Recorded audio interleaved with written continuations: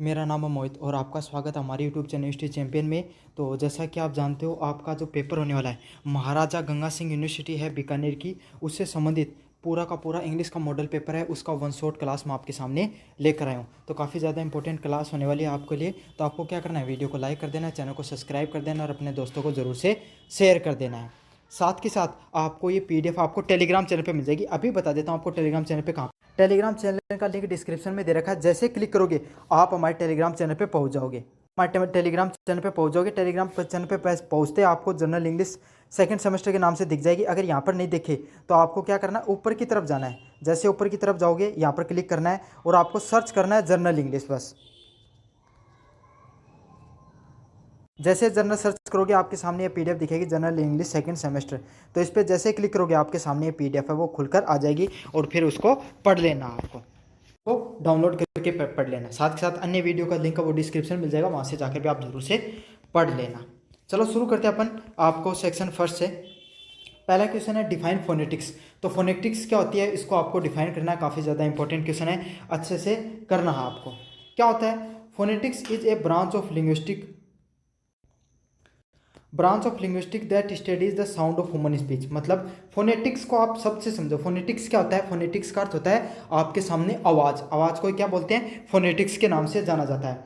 तो फोनेटिक्स एक branch final passage की तरफ 4 पैसेज हम एक करना है। जो इंपॉर्टेंट पैसेज पर कराऊंगा, कौन सा importance of newspaper, new education policy, ठीक है, अनएम्प्लॉयमेंट इन इंडिया और इंफॉर्मेशन टेक्नोलॉजी। तो उन सबसे संबंधित मत आना है सारा ऐसे और पैसे लिखना सिखाऊंगा। सबसे पहला पैसे ऐसे कौन से किस पे लिखना, पैसे किस पे लिखना है, इंपॉर्टेंस ऑफ न्यूज़पेपर, मतलब न्यूज़पेपर को महत्व क्या है। Why do we anxious about for the postman. तो सभी व्यक्ति ही व पोस्टमैन के लिए क्यों वेट करी ही। The answer that he give the news about our friends and relative. तो क्या है कि जो पोस्टमैन है वो हमेशा अपने क्या करे, अपना जो दोस्त ही या रिलेटिव उनके बारे में क्या सूचना दे है। तो we want to know how they are, और हम सब लोग यही जानना चाहते हैं कि वो कैसे हैं। Similar newspaper give us information about anything happening in our the part of the country और द वर्ल्ड। तो इसी प्रकार से न्यूज़पेपर है वो हमें क्या देता है, जानकारी देता है, सूचना देता है कि आसपास के हमारे इस देश दुनिया में क्या हो रहा है। With the advance of the science the world has been become very small. जैसे जैसे दुनिया बढ़ती जा रही है, ये दुनिया अब छोटी नहीं रही है, मतलब दुनिया बड़ी बड़ी हो गई है। मतलब अब हर चीज़ के बारे में अपना जानकारी मिलती रहे। One country is linked with the another in various ways. एक देश है वो दूसरा देश से अलग अलग प्रकार से जुड़े रहे। We go to our higher studies in other countries. हम सब लोग है ना दूसरे देशों में जाते हैं, किसके लिए, पढ़ाई करने के लिए। We go for the foreign country for treatment. हम दूसरे देश जाते हैं अपना इलाज करवाने के लिए, पढ़ाई करने के लिए। We trade with the countries of the world. हम अलग अलग देशों के साथ क्या करते हैं, ट्रेड भी करते हैं, मतलब व्यापार भी करते हैं। Today what happen in one part of the world effect the others. जो किसी एक देश में होने वाली चीज़ दूसरे देश को भी हमेशा क्या करती है, इफेक्ट करती है। ए newspaper is useful in many ways. तो एक अखबार है वो सभी व्यक्तियों के अलग अलग प्रकार से क्या कर सकता है, बहुत मददगार सिद्ध हो सकता है। It covers a variety of subject such as art, science, literature and what not. तो जो न्यूज़पेपर है वो अपने अलग अलग चीज़ों में क्या बहुत ज़्यादा मददगार सिद्ध होता है। जैसे कि किस आर्ट के बारे में, कला के बारे में, साइंस और लिटरेचर के बारे में, साहित्य के बारे में आपको जानकारी जानने के लिए। The news of game and sports is also there. और वहाँ पर हमें गेम की, स्पोर्ट्स की, न्यूज़ की, इन सब की चीज़ें भी क्या इन्फॉर्मेशन मिलती रहती है। Advertisement appearing in the newspaper promote sales. जो एडवर्टाइजमेंट है ना, न्यूज़पेपर के अंदर दिखाए जाते हैं, वो क्या करते हैं, सेल, कोई भी जो बिजनेस है उसको आगे बढ़ाने में बहुत मददगार सिद्ध होते हैं। इसलिए सभी चीज़ें क्या है, बहुत सही हैं। अगला प्रश्न है न्यू एजुकेशन पॉलिसी।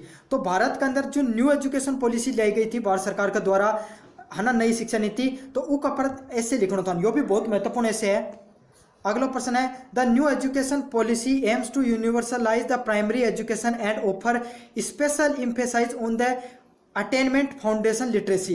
तो जो नई शिक्षा नीति है ना, बाकी है कि जो प्राथमिक शिक्षा, जो छोटा बच्चा की शिक्षा है ना, ऊपर बहुत ज़्यादा जोर दियो है, ठीक है, और फाउंडेशन ऑफ लिटरेसी। साथ के साथ भारत का अंदर जो साक्षरता दर है उन बढ़ाने पर भी बहुत ज़्यादा क्या दे रहा है, जोर दिया गया है।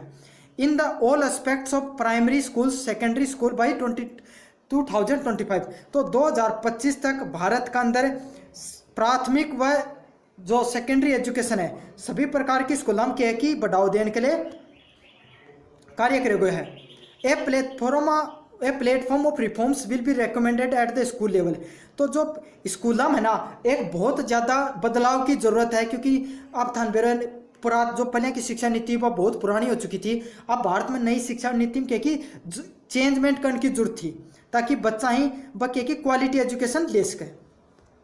It will transform the school curriculum, अब यो क्या हो गया, नई एजुकेशन पॉलिसी में क्या कर दिया गया है, जो पहले क्या होकर तो 10+2 एजुकेशन होया करती भारत के अंदर, मतलब 10th तक अपा सब पढ़ता, सब बच्चा समान स्ट्रीम पढ़ता, लेकिन 11th और 12th में अपा जब एडवांस लेवल में जाता तो सब बच्चा कोई आर्ट ले लेतो, कोई साइंस ले लेतो, कोई कॉमर्स ले लेतो, या कोई और कोई स्ट्रीम ले लेतो। लेकिन अब है ना, अब इन क्या बांट दिया है, 5+3+3+4, मतलब पहले 5 साल की प्राइमरी एजुकेशन,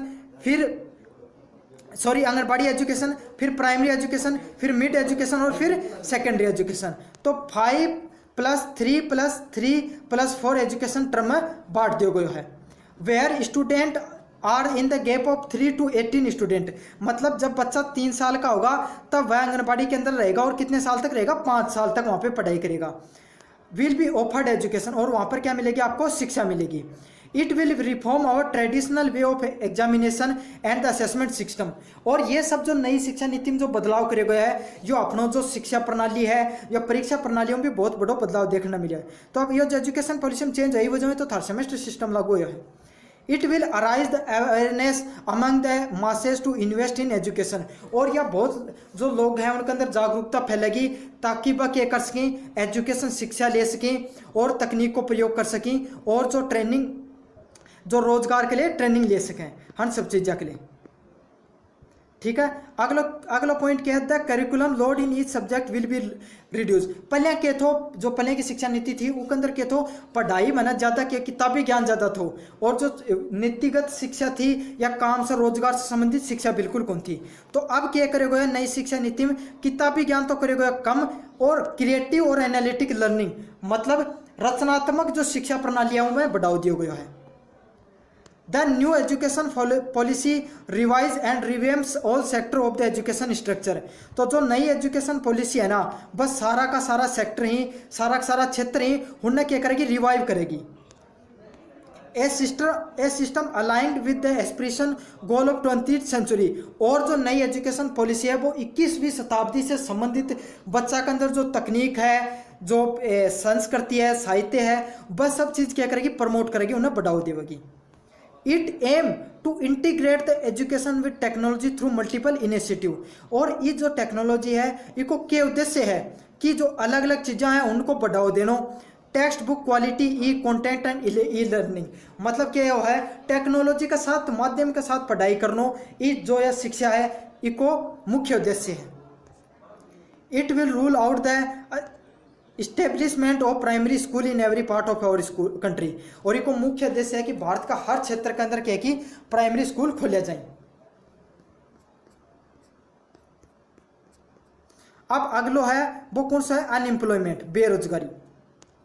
ठीक है, अनएम्प्लॉयमेंट इंडिया भारत में बेरोजगारी, तो क्या है, unemployment is the greatest and the largest existing problem in our country, तो भारत के अंदर इस समय जो सबसे बड़ी समस्या कौन सी है, बेरोजगारी है। It has been the cause of for all several governments, और यह भारत की जो सारी सरकार है ना उनका सामना सबसे बड़ी चुनौती पेश कर रही है, मतलब सबसे बड़ी समस्या है। Unemployment is the source of anger in the youth of your country, तो भारत की जो यूथ है, युवा, सबसे बड़ा युवा देश है भारत अनबेर है, उनके बीच में आक्रोश है, क्योंकि उन लोगों के कौन मिल रहा है, रोजगार कौन मिल रहा है। Youth is the salt of the nation, तो यूथ है ना बस सभी लोग के ही भारत को एक रीढ़ की हड्डी ही, the salt lose its flavour with when the things of the nation will be साल्टेज, और जो रीढ़ की हड्डियां भाई क्या है कि भारत में अनएम्प्लॉयमेंट, बेरोजगारी का कारण क्या है कि कमजोर होती जा रही है। If the youth of a country remains angry and frustrated, अगर भारत को जो युवा लोग हैं, युवा बच्चा हैं, अगर वह गुस्सा में रहेगा या फ्रस्ट्रेट रहेगा या डिप्रेशन में रहेगा, तो हाउ वी कैन प्रोग्रेस, तो भारत देश है वो आगे कैसे बढ़ेगा। The last governance at the centre, Bharat में जो सेंटर के अंदर केंद्रीय सरकार थी, नेशनल डेमोक्रेटिक अलायंस इंट्रोड्यूस सच प्रोग्राम, तो भारत का जो एनडीए जो बीजेपी गवर्नमेंट थी उनको जो अलायंस है नेशनल डेमोक्रेटिक अलायंस है उनके द्वारा क्या करे गए बहुत सा है कि स्कीम और प्रोग्राम लॉन्च किया गया, would generate enough new employment opportunities, क्या है कि नई रोजगार के उत्पन्न हो सकें, but it enhance the age of retirement from 58 to 60 years, क्या करेगा सबसे जरूरी चीज़ क्या करी गई, जो रिटायरमेंट की एज थी वह 58 साल से बढ़ा के कितनी कर दी गई, 60 कर दी गई। It lesson the opportunity in getting the employment in the government department at the sector, लेकिन इस चीज़ को नुकसान क्यों गो कि जो गवर्नमेंट सेक्टर के अंदर जो एम्प्लॉयमेंट मिला करतो ना वो कम हो गो, क्योंकि अब 2 साल और लोग चाहेगा रिटायरमेंट होने के लिए, तो इससे कि कम लोग रिटायरमेंट लेंगे तो नए लोगों की नियुक्ति कहीं होंगी। On the other hand, the Congress government in Rajasthan reduced the age of retirement from 60 to 85। उसका दूसरा तरफ जो कांग्रेस की गवर्नमेंट थी क्या करे गए तो 60 साल पर उम्र थी उन्हें 58 साल कर दी थी रिटायरमेंट की। But in course of economy drive in government departments the unemployment opportunity the state of Rajasthan could be increase, मतलब सिर्फ भारत की जो अर्थव्यवस्था है सरकारी प्रणाली या सरकारी नौकरियां पर निर्भर नहीं करना चाहिए और जगह भी सरकार के उद्योगों ने बढ़ावा देना चाहिए। So the problem of unemployment not be solve, तो इस तरीका से क्या कि भारत में जो बेरोजगारी की समस्या पर बढ़ती जा रही है और सोल्व को नहीं हो रही है, rather it expanded it mouth, धीरे धीरे क्या है कि अब बढ़ती ही जा रही है because of the increasing population in the state, और धीरे धीरे क्या कि जैसे जैसे भारत की जनसंख्या या देश की जनसंख्या राजस्थान की जनसंख्या बढ़ती जा रही है, बेरोजगारी बढ़ती जा रही है क्योंकि नए नए युवा भारत के अंदर आता जा रहे हैं।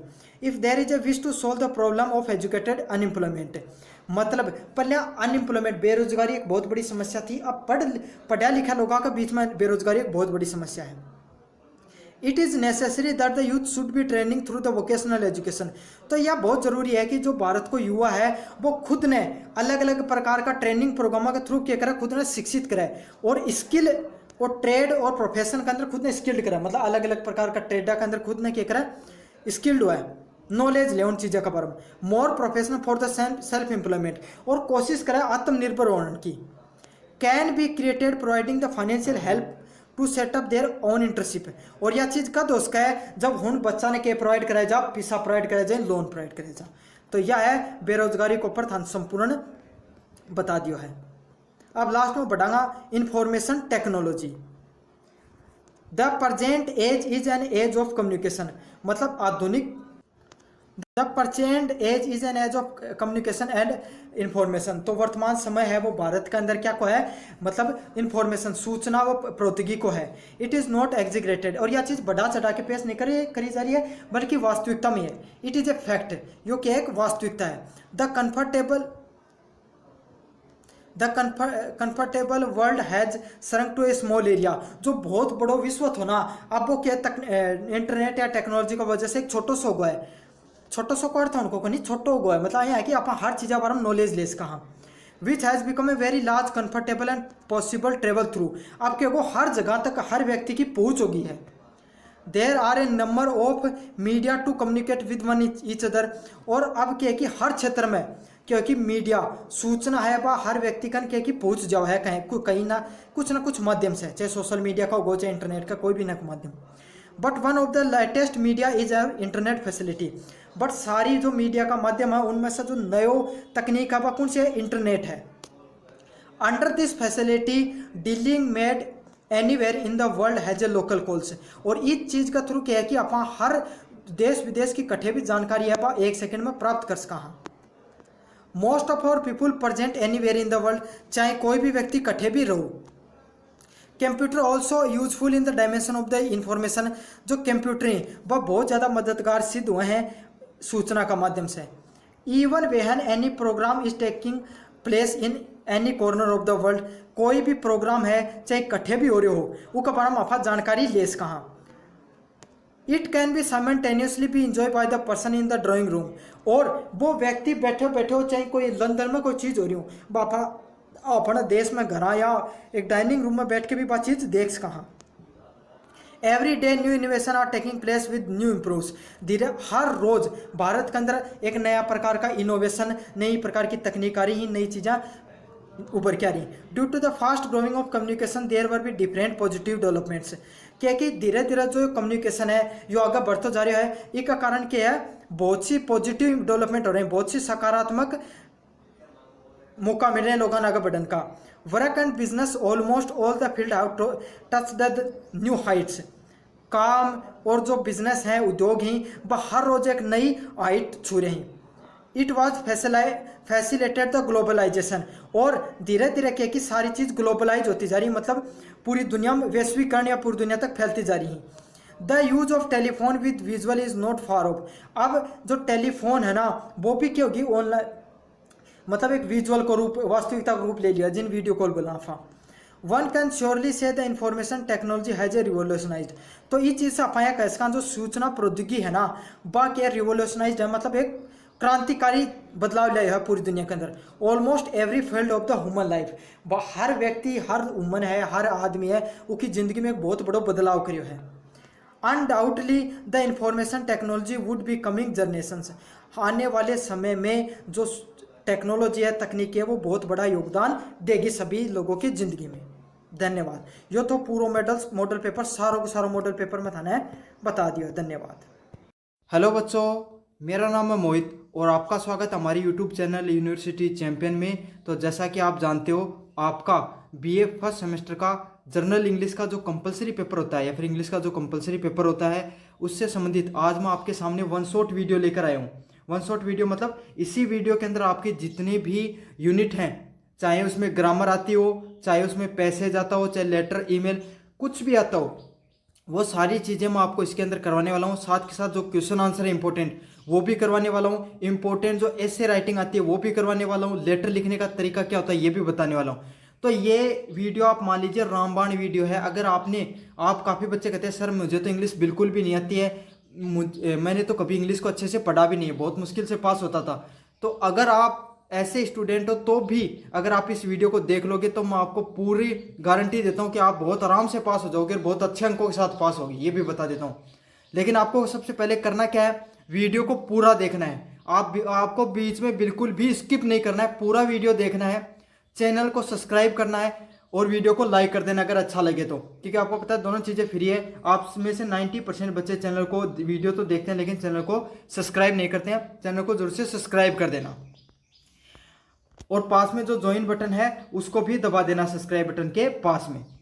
तो चलो शुरू करते हैं अपन। सबसे पहला पॉइंट है जो आपको ईमेल लिखना आता है काफ़ी यूनिवर्सिटी में, और जो कल आपका पेपर उसके अंदर भी ईमेल आने वाला है। तो ईमेल लिखने का तरीका क्या होता है पहले मैं वो समझाऊंगा, फिर आपको एक उदाहरण दूंगा, फिर अपन अगले प्रश्न की तरफ बढ़ेंगे। तो सबसे पहले अपन जब ईमेल लिखते हैं, वैसे तो ईमेल और जीमेल एक ही चीज़ होती है, दोनों की दोनों चीज़ें, ठीक है। फर्क इतना अलग अलग कंपनी के होती है। जीमेल होती है वो गूगल मेल के द्वारा हो जाती है, ठीक है।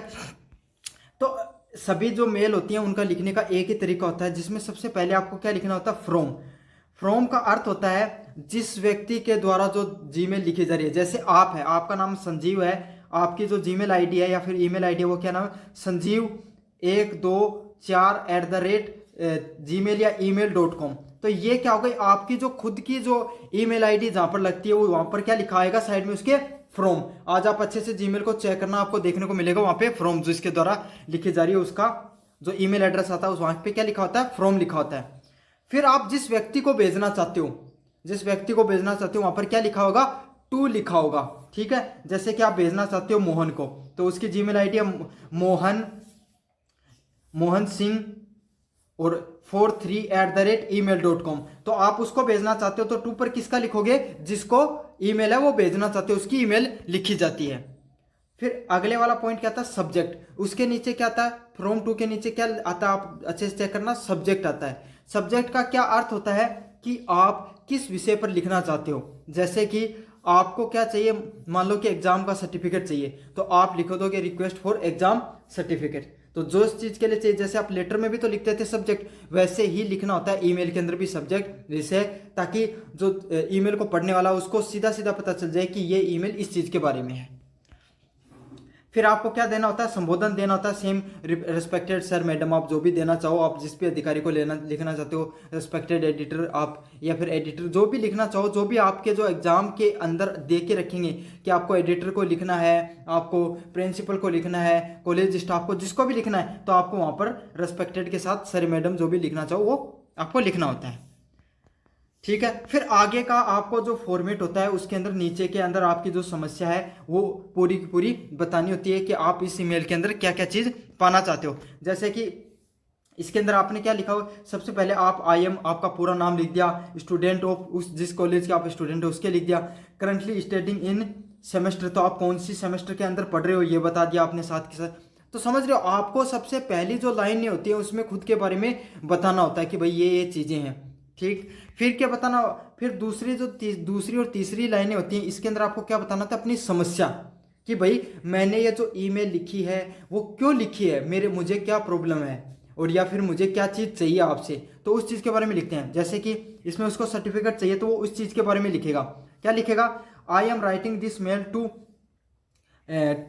To state the purpose of requesting the certificate, तो यहाँ पर वो रिक्वेस्ट कर रहा है किसके लिए, सर्टिफिकेट के लिए। तो इसमें, और अगर आपको एडिटर वगैरह से कोई चीज़ चाहिए तो आपको एडिटर को संबोधित करके यहाँ पर लिख देना होता है कि मुझे ये चीज़ चाहिए। तो जो चीज़ आपको चाहिए उसको बीच में लिखा जाता है। फिर लास्ट के जो 2 पंक्तियाँ होती हैं, लास्ट की जो 2 से 3 पंक्तियाँ होती हैं, इनमें आपको सॉल्यूशन या फिर आपको रिक्वेस्ट करनी होती है उस सामने वाले इंसान से कि आप इस चीज़ का, ये जो प्रॉब्लम है इसका सॉल्यूशन हमें करके दो।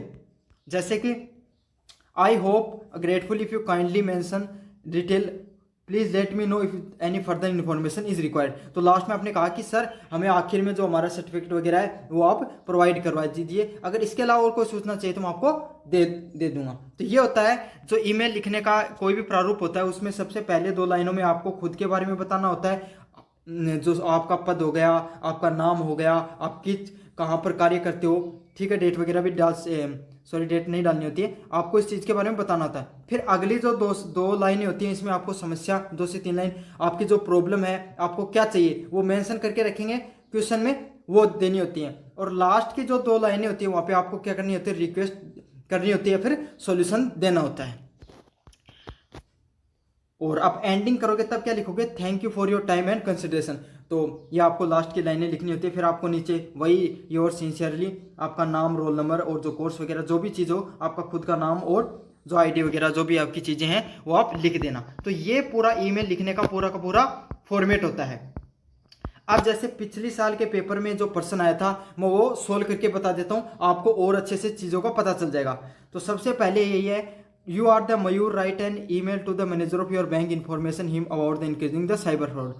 तो आप मयूर नाम के कोई विद्यार्थी हो या कोई व्यक्ति हो जिसको ईमेल लिखनी, किसको, बैंक मैनेजर को, किसके बारे में, कि जो साइबर फ्रॉड है वो धीरे धीरे बढ़ रहा है इस चीज़ के बारे में। तो ऐसा ही आपके भी आएगा जो ईमेल है। तो अब आपको किस तरीके से लिखना है उसको, तो सबसे पहले आपको टू लगाकर लिखना है। जैसे आपने मैनेजर लिख दिया, @ बैंक का नाम लिख दिया, या फिर कोई अगर न्यूज़पेपर का आ गया तो न्यूज़पेपर का नाम लिख दिया, तो यहाँ पर बैंक का नाम लिख दो sbi.com। ठीक है, अगर बैंक का नाम आ गया तो आप लिख दो thehindu.com। ठीक है, तो इस तरीके से आपको लिखना है। SBI होगी, कोई भी इंस्टीट्यूट का नाम लिखना होगा तो आपको कोई भी मैनेजर, एडिटर लिखकर @ लगाकर उस बैंक वगैरह का, इंस्टीट्यूट का नाम लिखकर आपको .com लगा देना है। फिर आपको सब्जेक्ट, तो यहाँ पर तो सब्जेक्ट क्या दे रखा था, इंक्रीजिंग द साइबर फ्रॉड, तो ऐसे आपको भी दे के रखेंगे। आपको सबसे पहले लिखना है कंसर्न्स रिगार्डिंग, फिर यहाँ पर आपको कुछ लाइनें दे के रखेंगे, आपको इतना तो पता ही चल जाएगा किस बारे में है, तो आपको वो लाइनों को लिख लेना अच्छे से। फिर अगले वाला पॉइंट है, आपको मैंने बताया था आपको लिखना है रिस्पेक्टेड सर या मैडम, जो भी आप लिखना चाहो। अगर आप लड़के हो तो सर लिख देना, और अगर लड़की हो तो मैडम लिख देना, या फिर दोनों लिखना चाहो तो दोनों भी लिख सकते हो, लेकिन अपने जेंडर के हिसाब से लिखते हो वो ज़्यादा सही रहता है। फिर अगले वाला पॉइंट है I hope you are doing well, तो ये वाला पॉइंट आपको लिखना होता है कि भाई मुझे उम्मीद है कि आप अच्छा कर रहे हो। फिर आपको क्या लिखना है, सबसे पहले आपको खुद के बारे में बताना है। I am a Mayur, a saving account holder at your branch. तो मैंने बता दिया कि पहले वो खुद के बारे में बताएगा, तो इस यहाँ पर क्या बताया, उसने बताया कि मेरा नाम मयूर है और मैं इस बैंक के अंदर अकाउंट होल्डर हूँ। ठीक, अब I am writing to bring your attention increasing the number of cyber fraud being reported. तो ये इसने पहले अपने बारे में बता दिया कि भाई मेरा सेविंग अकाउंट है, और मैं ये इसलिए लिखना चाहता हूँ क्या, ताकि जो साइबर फ्रॉड है वो बढ़ रहे हैं, फिर उसके इंसिडेंट्स बढ़ रहे हैं, तो जो वो न्यूज़ है वो लगातार पब्लिक के अंदर निकल के आ रही है, तो वो इस बारे में लिख रहा है। तो उसने सबसे पहले किसके बारे में बताया, अपने बारे में बता दिया है। अब वो अपनी जो प्रॉब्लम है उसने उसके बारे में बताया, अब उसके ऊपर वो डिटेल करेगा कि भाई उसकी प्रॉब्लम है उसको कैसे पता चला।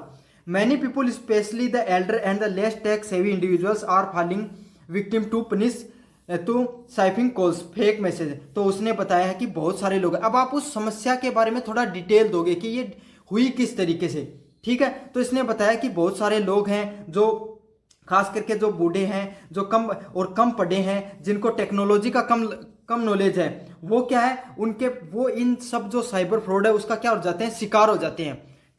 किसके द्वारा हो जाते हैं, फेक मैसेज आते हैं जो लोगों के पास कि आपने 1,000 रुपये का लॉटरी जीत ली है, 1 करोड़ रुपए की लॉटरी जीत ली है, आप अगर इस पे कॉन्टेक्ट करोगे तो आपको 1,000 रुपये का कूपन कोड मिल जाएगा। ऐसे जो मैसेज आते हैं इनसे क्या होता है, साइबर फ्रॉड बढ़ रहा है। And online scam that appear to be trusted banking source, और बैंकिंग के नाम पर, बैंक के जो ऑनलाइन जिस पे लोग विश्वास करते हैं उनके नाम पर लोग क्या कर लेते हैं, ठगी कर लेते हैं। जैसे एटीएम का पिन पूछ लेते हैं लोगों से, या फिर आपका अकाउंट के बारे में इंफॉर्मेशन ले लेते हैं, इस प्रकार की चीजें।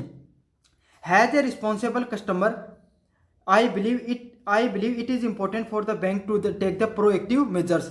तो मैं एक जिम्मेदार नागरिक, जिम्मेदार एक ग्राहक होते हुए अपने बैंक का, मैं इस चीज़ में विश्वास करता हूं कि जो आप बैंक है वो क्या लेगा, आगे बढ़कर थोड़े स्टेप्स लेगा ताकि साइबर फ्रॉड को थोड़ा नियंत्रण में किया जा सके। जैसे कि such as the spreading awareness through the SMS. अब उसने पहले प्रॉब्लम बता दी, अब क्या बता रहा हो, सॉल्यूशन बता रहा है। लास्ट के दो, मैंने क्या बताया, लास्ट के दो में वो कोई भी व्यक्ति है वो सॉल्यूशंस बताएगा उस प्रॉब्लम के बारे में। तो आपको भी इसी तरीके से करना है। Such as spreading awareness through SMS. तो आपको क्या करनी है, लोगों के पास मैसेज भेजने। जैसे आप देखते हो आपके पास भी बैंक का मैसेज आता है कि बैंक वो किसी भी व्यक्ति से पिन हो गया, ओटीपी हो गया, या फिर कोई भी सूचना नहीं पूछता है, और ना ही कोई बैंक का जो कर्मचारी वो आपके पास फोन करेगा। तो ये क्या हो रहा है, लोगों में अवेयरनेस फैलाई जा रही है। तो ये भी व्यक्ति ये कहना चाहता है कि ईमेल हो गई, वर्कशॉप हो गई, और जो पढ़े लिखे जो ग्राहक हैं आपके, उनको आप समझाकर क्या कर सकते हो, इस अवेयरनेस फैला सकते हो साइबर फ्रॉड के खिलाफ, ताकि साइबर फ्रॉड का धीरे धीरे कम हो सके। अब लास्ट में उसने सबसे पहले अपने बारे में बताया, प्रॉब्लम बताई, थोड़ी डिटेलिंग करी, और उसके बाद में उसने सॉल्यूशन बता दिया। अब वो रिक्वेस्ट करेगा लास्ट में, I request you to the kindly consider enhancing the customer education and take necessary step to ensure the digital safety of your account holders. तो वो क्या कहना चाहता है कि मैं आपसे रिक्वेस्ट करना चाहता हूं कि आपको अपने कस्टमर जो ग्राहक हैं उनको थोड़ा क्या कीजिए, एजुकेट कीजिए, उन्हें थोड़ा समझाइए, उनको आप थोड़ा जानकारी के बारे में सूचना दीजिए, किसके बारे में, ऑनलाइन सेफ्टी के बारे में, ठीक है। और लास्ट में उसने दिया, thank you for your attention to this important matter. तो आपको ये वाली लाइन तो डायरेक्ट की डायरेक्ट रट लेनी है अच्छे से। लास्ट में क्या पॉइंट आएगा, your sincerely Mayur, account number जो आप देना चाहो, और कॉन्टैक्ट नंबर। अब देखो जो आपका ईमेल होती है या कोई भी होता है, उसको नंबर किस हिसाब से डिवाइड होते हैं। देखो अगर आप मान लीजिए कोई ईमेल है वो 5 नंबर की है, तो वो किस हिसाब से डिवाइड करते हैं उसके नंबर। आपका जो सब्जेक्ट तक मैटर होता है, यहाँ तक का जो पूरा मैटर लिखना होता है आपका, उसका आपको मिलता है 1 नंबर। तो ये तो आपको सेम टू सेम रट लेना है एकदम से, ठीक है। 2 आएगा, सब्जेक्ट आएगा, रिक्वेस्टेड सर और मैम आएगा। फिर जो आपका नीचे वाला पोर्शन होगा, जो नीचे वाला पोर्शन होता है वो 1.5 नंबर का आपका लगभग देखने को मिलता है, ठीक है। जितना भी पोर्शन होगा वो 1.5 नंबर का आपको देखने को मिलेगा।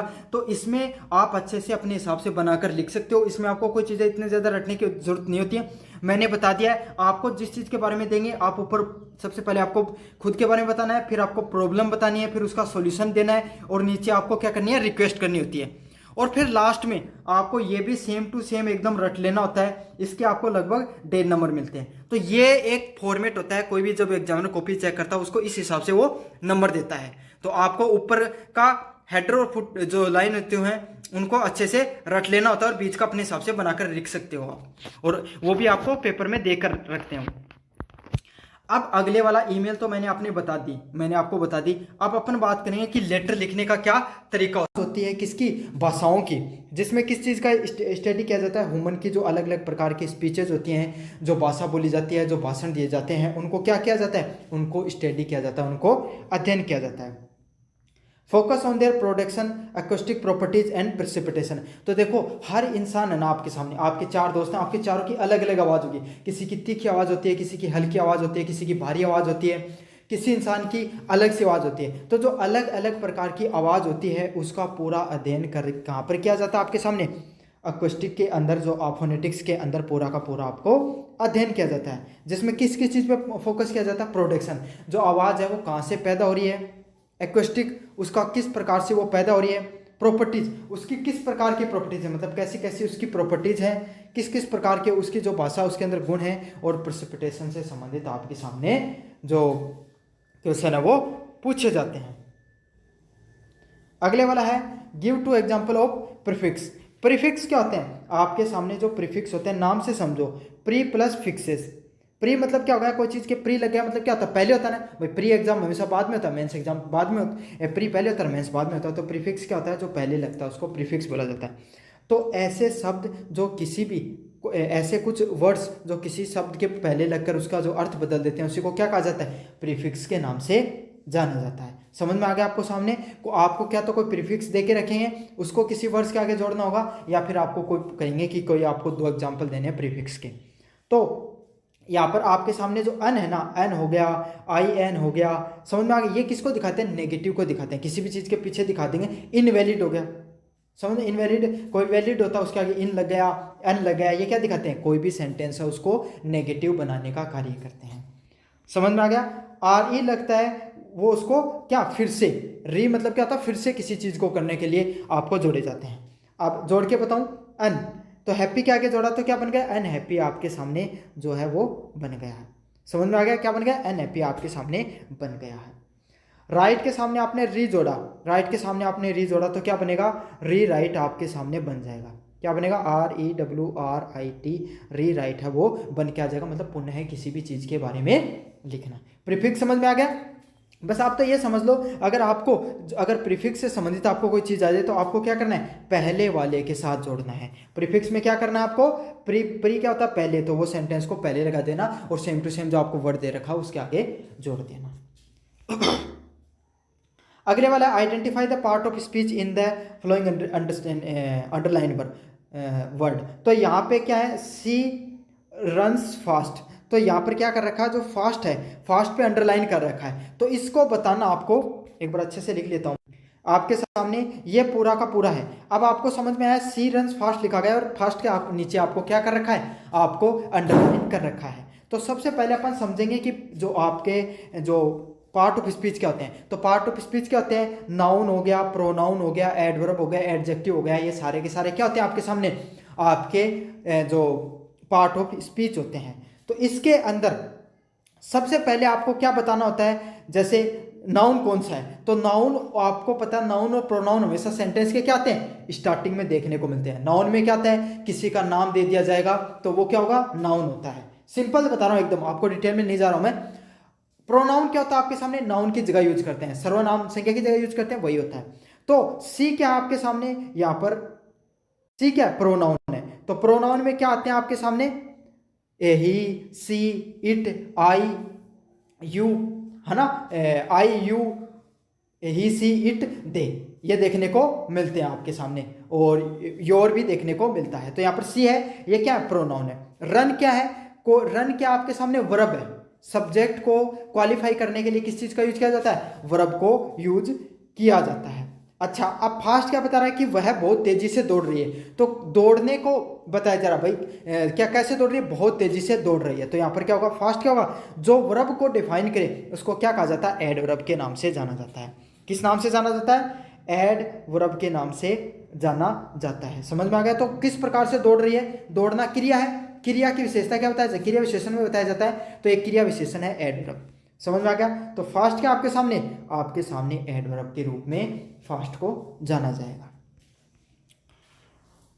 अगले वाला प्रश्न है, write the correct notation for the yes no question. तो यस नो क्वेश्चंस के लिए आपको करेक्ट नोटेशन के बारे में आपको जानना है। सबसे पहले आपको मैं करेक्ट नोटेशन बताऊं, यस नो क्वेश्चन क्या होते हैं। भाई ऐसे सेंटेंस जिन क्वेश्चंस को पढ़ने के बाद में आपके अंदर भावना है कि इसका आंसर यस होगा या फिर इसका आंसर नो होगा, उसको क्या कहा जाता है, correct notation for the yes और नो के नाम से जाना जाता है। जैसे कि यहां पर लिखा गया है, इस प्रकार के सेंटेंस को लिखने का क्या तरीका होता है। सबसे पहले इसमें क्या आती है, वर्ब आती है, फिर आपके सामने सब्जेक्ट आता है, फिर आपके सामने जो यहां पर आपके सामने एक्सुलरी वर्ब आती है, फिर मेन वर्ब आती है, फिर आपके सामने अदर सेंटेंस है वो देखने को मिलता है। तो इस प्रकार से मतलब ऐसे सेंटेंस जो स्टार्ट किससे होंगे, किसी वर्ब से होंगे और जिनके अंदर लास्ट में क्वेश्चन मार्क भी देखने को मिलता है, इन्हीं को correct notation for the yes no के नाम से जाना जाता है। समझ में आ गया। जैसे आर यू रेडी, तो वर्ब से शुरू है, लास्ट में क्वेश्चन मार्क आया, तो इस प्रकार के सेंटेंस को आपको क्या कहा जाता है, correct notation for the yes no type question के नाम से जाना जाता है। जिसका क्या उदाहरण है, आर यू रेडी, क्या तुम तैयार हो। अब इससे क्या प्रश्न, आपको किसी ने पूछा आर यू रेडी मतलब क्या आप तैयार हो, तो इसका आंसर क्या दोगे आप, भाई यस आई एम रेडी या no I am not ready. समझ में आ गया। तो इस प्रकार के क्वेश्चन जिनमें आपको इस प्रकार के पूरा सेंटेंस जिसको आपसे अगर कोई इंसान पूछे तो इसका आंसर क्या तो यस में आएगा, क्या नो में आएगा, उसको notation for the yes no के नाम से जाना जाता है। साथ के साथ ऐसे सेंटेंस वर्ब जो वर्ब होती है उससे उनकी शुरुआत होती है, उनके लास्ट में क्वेश्चन मार्क का उसका उपयोग में लिया जाता है। मुझे उम्मीद है आपके सामने समझ में आ गया होगा। आपके जो अब आपके सामने कोई भी करेक्ट नोटेशन पूछा जाए यस नो का, आप जरूर से कर दोगे। अगला क्वेश्चन है right one sentence for the modal verb. तो आपको मॉडल वर्ब के लिए पूरा का पूरा एक सेंटेंस है वो लिखना है। तो उदाहरण देना मॉडल वर्ब तो अलग अलग प्रकार की होती हैं, जैसे कैन हो गया, आपको कुड हो गया। तो कैन कुड क्या करते हैं, कैन है वो एबिलिटी बताता है कोई भी इंसान की कि भाई मैं पहले बहुत अच्छा खेलता था, मैं पहले 10 किलो वजन उठा लेता था, मैं पहले बहुत अच्छी राइटिंग लिखता था। तो कोई भी चीज़ें है ना वो आपको एबिलिटी बताने का कार्य करता है। प्रेजेंट की एबिलिटी कैन में बताई जाती है, कुड की जितने भी उदाहरण दिए ना अभी कर सकता था पहले, तो वो आएगा कुड में। पास्ट एबिलिटी कहाँ पर बताई जाती है, कुड में बताई जाती है। समझ में आ गया। मैं आपको पॉसिबिलिटी बताने का कार्य करता है, माइट उससे ज़्यादा आपके सामने स्ट्रॉन्ग पॉसिबिलिटी, थोड़ी और हल्की पॉसिबिलिटी बताता है। शुड है, शुड का प्रयोग किसके लिए किया जाता है, आपको सजेशन वगैरह देने के लिए किया जाता है। तो ये कुछ प्रमुख आपके सामने हैं। मस्ट आपको क्या करता है, स्ट्रॉन्ग ऑब्लिगेशन बताता है। मस्ट क्या बताता है, भाई कोई काम को करना ही करना है, मस्ट है। समझ में आ गया। तो मस्ट किसके लिए लगता है, भाई आपके लिए करने के लिए लगता है। वुड हो गया, ओटू हो गया, इनका प्रयोग आपको कोई भी डेली काम करने के लिए लगता है। तो आपको अलग अलग प्रकार के आपकी जो सीरीज दे रखे उसमें उदाहरण को याद कर लेना, या फिर आप मेरी पीडीएफ पढ़ोगे उसमें इसको उदाहरण को पढ़ लेना। क्या है, पहला you should study hard for the exam. क्या होगा इसका, सजेशन दिया जा रहा है you should study hard for the exam, आपको अपनी परीक्षा के लिए कठिन मेहनत करनी चाहिए। ये किस प्रकार का उदाहरण आपके सामने, ये एक प्रकार के मॉडल शुड आया है और शुड में यहाँ पर क्या दे रखे, सजेशन दिया गया है। समझ में आ गया आपको अच्छे से। You should study hard for the examination, आपको मेहनत करनी चाहिए, काफ़ी कड़ी मेहनत करनी चाहिए अपनी परीक्षा के लिए। इससे संबंधित आपके सामने प्रश्न देखने को मिला है। अगला है चेंज इनटू पैसिव वॉइस। तो आपको पैसिव वॉइस में चेंज करना है, the teacher teaches the English. तो the teacher teaches the English, इससे संबंधित आपको क्या करना है, एक्टिव को पैसिव में चेंज करना है। एक्टिव से किसी भी चीज़ को पैसिव में चेंज करने का क्या तरीका होता है, सबसे पहले आप लिखते हो ऑब्जेक्ट, ऑब्जेक्ट लिख दिया, फिर आप क्या लिखते हो, हेल्पिंग वर्ब। समझना, और नेक्स्ट हेल्पिंग वर्ब जो दे रखी है उससे अगली वाली, is am are was verb को छोड़ के आपको नेक्स्ट वाली हेल्पिंग वर्ब लिखनी है। जैसे प्रेजेंट है तो प्रेजेंट कंटिन्यूअस वाली आएगी, प्रेजेंट कंटिन्यूअस की तो सेम रहती है। पास्ट परफेक्ट है उसकी जगह पास्ट परफेक्ट कंटिन्यूअस। तो इस प्रकार से आपके सामने देखने को मिलती है। फिर क्या करते हो, आपके सामने वर्ब की थर्ड लगाते हो, प्लस बाई प्लस सब्जेक्ट आपके सामने लिखा जाता है। तो ये लिखने का तरीका होता है, सबसे पहले आप ऑब्जेक्ट लिखते हो, हेल्पिंग वर्ब लिखते हो, वर्ब की थर्ड फॉर्म लिखते हो और बाई प्लस सब्जेक्ट है वो लिखी जाती है। तो सबसे पहले आपके सामने the teacher teachers the English. तो इसको कैसे बनाएंगे, यहाँ पर ऑब्जेक्ट क्या इंग्लिश है तो इसको पहले इंग्लिश में कन्वर्ट करेंगे। इंग्लिश आ गया है ना। प्रेजेंट सिंपल टेंस है, टीचर्स एस लग रखा है, तो अगले वाला कौन सा होगा आपके सामने, पास्ट जो प्रेजेंट कंटिन्यूअस टेंस। तो यहाँ पर क्या आएगा, इज आपको देखने को मिलेगा। इज आ गया, भाई इंग्लिश सिंगुलर है तो इज आ जाएगा, प्लूरल होती तो आर आ जाता। फिर क्या, वर्ब की थर्ड फॉर्म, तो टीच का क्या बनता है थर्ड फॉर्म, टोट, TAUGST डॉट में कन्वर्ट होगा, है ना। प्लस क्या आएगा, फिर मैंने क्या बताया, बाई आएगा, और फिर क्या आ जाएगा, सब्जेक्ट आएगा, दैट टीचर है, उसमें कन्वर्ट हो जाएगा। तो ऐसे याद रख लेना आप, सीधी सीधी बताऊं, पहले तो आखिरी वाला रख लेना। यहाँ पर जो वर्ब दिखे आपको, प्रेजेंट सिंपल की दिख रही है यहाँ पर, तो आपको क्या करना है, प्रेजेंट कंटिन्यूअस, मतलब एस या एस दिखे उसको इज एम आर के साथ कन्वर्ट कर देना है। समझ में आ गया। फिर आपको इज एम आर दिखे, इज एम आर दिखे तो क्या करना आपको, इज एम आर को इज एम आर जैसे रख लेना है, प्लस क्या लिखोगे आप, बीइंग प्लस वर्ब की third form plus by plus object. समझ में आ गया। फिर हैज हैव दिखे, हैज हैव दिखे प्लस वर्ब की थर्ड फॉर्म आती है हैज हैव के साथ, तो आपको क्या करना है, हैज लिखना है, हैव लिखना है, प्लस बीन प्लस वर्ब की third form by plus object. समझ में आ रहा है आपके सामने। इस प्रकार से आपको चीज़ों को लिख देना है, इस प्रकार से आपको कन्वर्ट कर देना है, प्लस बाई प्लस आपको लास्ट जो स्टार्टिंग वाला सेंटेंस है उसको लिख लेना है। डायरेक्ट इनडायरेक्ट और आपके सामने पार्ट ऑफ ये जो एक्टिव पैसिव अच्छे से पढ़ के चले जाना, यहाँ से क्वेश्चन आपको आवश्यक रूप से देखने को मिलने वाला है। अगले वाला है give an example of complex sentence. तो कॉम्प्लेक्स सेंटेंस जितने भी प्रकार होते हैं उसको आपको उदाहरण देना है। क्या उदाहरण देना है, although it was raining heavily. पहली बात तो आपको मैं ये समझाता हूँ कॉम्प्लेक्स सेंटेंस कौन से होते हैं। कॉम्प्लेक्स सेंटेंस क्या होता है, नाम से समझो। कॉम्प्लेक्स मतलब क्या होगा, कोई भी चीज़ है जटिल। तो सिंपल सेंटेंस कैसा होगा, एक शब्द में आप एक ये सेंटेंस है, जैसे आप ये वाला सेंटेंस पढ़ो, दैट टीचर टीचर्स इंग्लिश। तो टीचर ने आपको क्या पढ़ाई भाई, इंग्लिश पढ़ाई। सिंपल सा सेंटेंस है, एक पूरा सेंटेंस में आपके सामने सारी सारी चीज़ें आ गई। अब इसके अंदर आपको अलग अलग प्रकार के आपके सामने जो नोटेशन वगैरह को आपने कंजक्शन वगैरह को जोड़ दिया, कनेक्टर्स को जोड़ दिया, तो इससे क्या हो जाते हैं, दो सेंटेंस को आपस में कनेक्ट करके कोई पूरा सेंटेंस कंप्लीट होता है, जिसमें एक आपका इंडिपेंडेंट होता है, दूसरे वाला उस पर डिपेंडेंट रहता है। समझ में आ गया। ये पूरा सेंटेंस होता है जो खुद भी इंडिपेंडेंट है, लेकिन कॉम्प्लेक्स सेंटेंस में एक होता है इंडिपेंडेंट और एक होता है डिपेंडेंट। समझ में आ गया आपके सामने।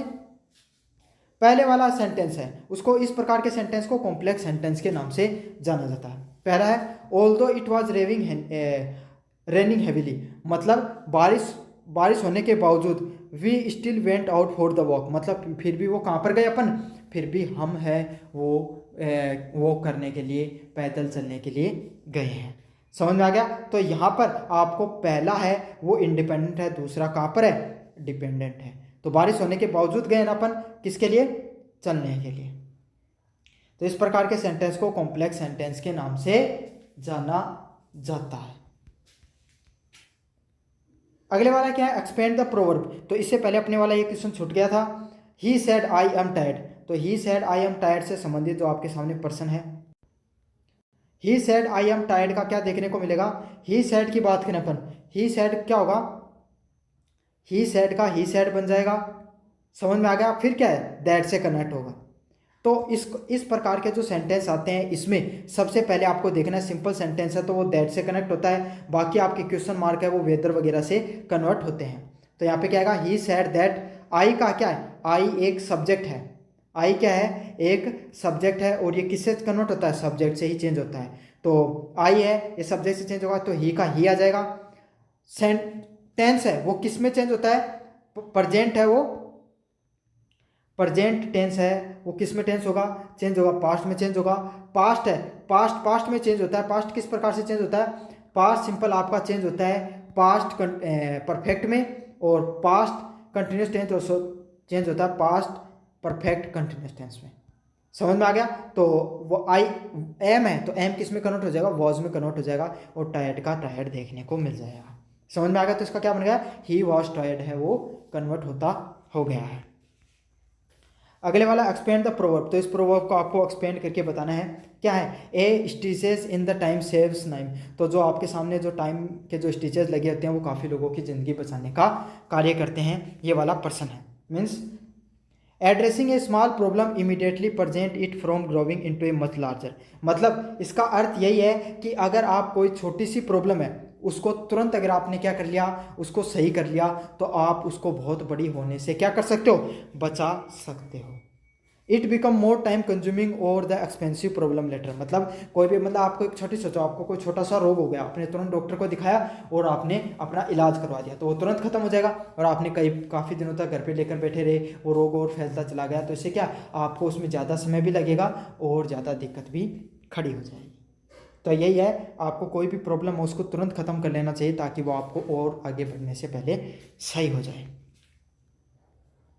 अगले वाला right one advantage of technical writing. तो जो तकनीकी लेखन होता है उसका क्या क्या महत्व होता है उससे संबंधित आपको बताना है। क्या होता है तकनीकी लेखन का महत्व? It ensure clarity and precision of information avoiding the ambiguity. मतलब अब एक बात सोचो, आपकी कॉलेज है, कॉलेज का क्या किया गया, पूरा का पूरा आपको नोटिस डाला गया, भाई आपके एग्जाम कब से होंगे, तो वो जब लिखा गया उसमें हर चीज़ आपको अच्छे से समझ में आई होगी, समझ में आ गया। कोई ऐसे थोड़ी, ऐसे कोई मिसकंसेप्शन वाले शब्दों को यूज कर लिया, आपको समझ में नहीं आ रही चीज़ें, ऐसे नहीं था ना बिल्कुल भी। तो जो तकनीकी लेखन होता है उसमें हर चीज़ क्लियरिटी के साथ और प्रिकॉशन के साथ जो लिखे जाते हैं ताकि चीज़ें हैं वो अच्छे से समझ में आ सकें। Explain the word stress with the example. आपको जो एग्जाम्पल है उन पे वर्ड स्ट्रेस के बारे में बताना है। इंपॉर्टेंट क्वेश्चन है, वर्ड स्ट्रेस आपका टॉपिक है, उससे संबंधित आपको डिटेल में चीज़ों को पढ़ना है। Word stress refers to the prominence और emphasises give to the specific syllable. मतलब वर्ड स्ट्रेस किस चीज़ को रेफर करता है? प्रोमिनेंस को और emphasise given to the specific syllable. मतलब कोई भी सेंटेंस, कोई भी शब्द दिया गया है उस पर जो स्टार्टिंग के जो शब्द होते हैं, आखिर के कुछ शब्द होते हैं, उस पर जो जोर दिया जाता है उसी को क्या कहा जाता है? वर्ड स्ट्रेस के नाम से जाना जाता है। Within a multiple syllable word, मतलब कोई भी शब्द होता है उसके अंदर अलग अलग भाग होते हैं। समझ में आ गया आपके सामने? जैसे इंपोर्टेंस, तो इम्पोर्टेंस आपने पढ़ा तो इम्पोर्ट अलग हो गया और एंस अलग हो गया। समझ में आ गया आपके सामने? तो कोई भी सेंटेंस होता है उसके 2-3 भाग होते हैं, उसी को क्या बोला जाता है? सिलेबली के नाम से जाना जाता है। समझ में आ गया? तो आपको जो ये पूरा सेंटेंस होता है उसके अलग अलग भाग होते हैं, उसके किस भाग पे कितना जोर देना होता है, कितना उस पर स्ट्रेस देना होता है, उसी को क्या कहा जाता है आपके सामने?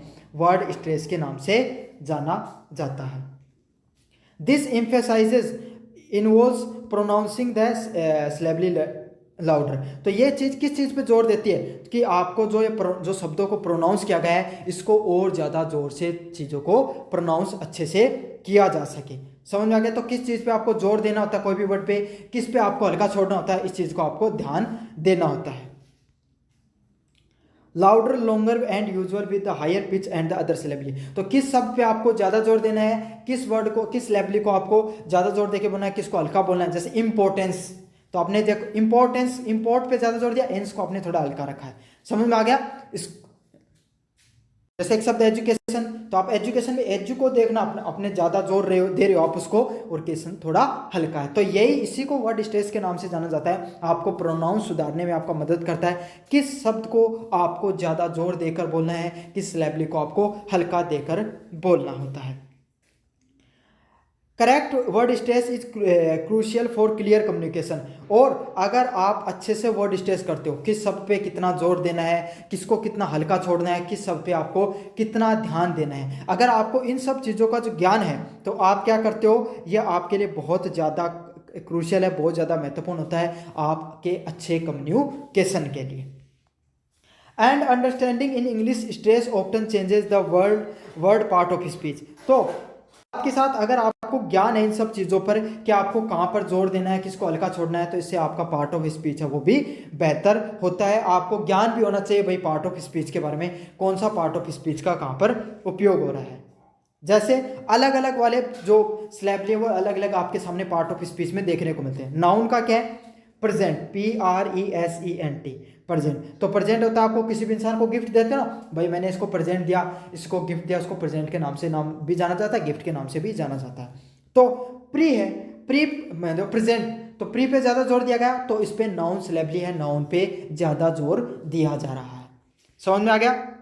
ये पर्सन ऐसे प्रकार से आएगा, बस आपको इसको अच्छे से ध्यान रख लेना है। वर्ब पे क्या आएगा?